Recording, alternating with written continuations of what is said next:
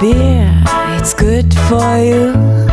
Hello and welcome to the video. Within this video we'll be taking an introductory look at brewing beer with oil as the method of heating, so let's get to it. Whilst at BrewExpo America this year I noticed this brew house which at first did not look like anything so different until I saw this information that it is actually an oil-based system and yet offers all of the benefits of steam. Naturally this is a commercial brewing system as you can see from the sizing at the bottom here, so I was keen to find out more and to see what the potential was here for the homebrew market. So I'm now at the Morebeer stand with Colin. Hi Colin, nice to meet you. A pleasure to meet you. I see that you have this oil-based breweries. Can you tell the viewers at home a little bit about those? Yeah, so this is a 3-vessel brew house. It's got mash, hot liquor, and boil. We can make it in 2 barrels, 3.5 barrels, 5 barrels, 7 barrels, and 10 barrels. Okay.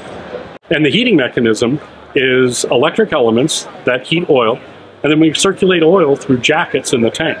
So each vessel has a jacket that goes up to about the temperature probe and covers the floor. So we have a lot of surface area to transfer heat, but we don't have the complexities of steam. Okay, so from an economic standpoint, where does this sit and what are the details around these? Well, the main advantage is that it is much easier to install. You don't need a steam generator. You don't need the maintenance of a boiler. You don't have the danger of a pressure boiler. The oil system runs at 0 pressure. And it heats quickly, like better than an electric system and much less scorching than an electric system because there's so much more surface area. So comparing these price-wise to a regular commercial brewing system of a similar nature, are these a bit more expensive? I haven't done an exhaustive search, but they seem to be priced in between an electric system and a steam system. Okay, nice. That's quite a comfortable place to be. I think so. Do you think this would work for smaller volume systems, perhaps for home brewers? So when we prototyped it, I worked on a 2-barrel system a lot and got to do a lot of batches on it. And I was super happy with it at the 2-barrel size, but that was really only useful for pilot brewing. But it would be too hard to make a living selling 2 barrels at a time.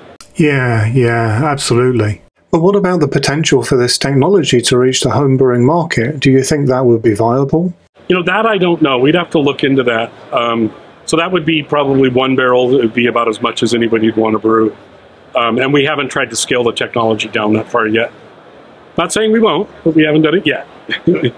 So Colin, as you know, my YouTube channel is all about homebrewing, and I can tell you that I hear from more and more homebrewers these days that are looking to turn professional. Do you have any advice or information for them? There is no secrets to brewing, except that it's a lot of hard work. So if you go out and be a professional brewer, expect to work really hard, and you'll learn everything you need to learn, but it's a lot of hard work. So be prepared for it, and you'll do just fine. Yes, that certainly is very true. It is a very physical job. Many thanks, Colin. My pleasure. Thank you. Whilst at the Craft Brewers Conference and BrewExpo America this year, I managed to host a number of interesting interviews. Here is a quick look at what else has been released at the time of making this video. There will be more coming for you to enjoy as I gradually roll these out during the summer.